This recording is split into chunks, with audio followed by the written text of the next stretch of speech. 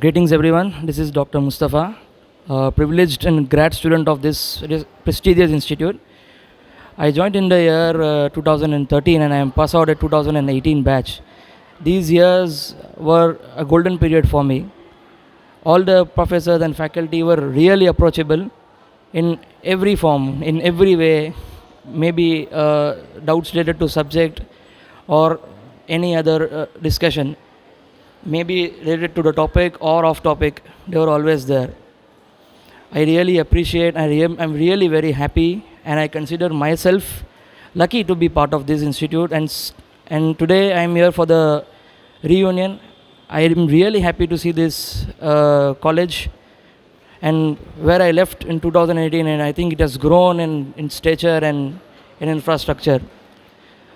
In 2013 to 18, these 5 years, apart from my professors, which I mentioned, they are really very approachable. I really had a very good set of friends who are always there for me.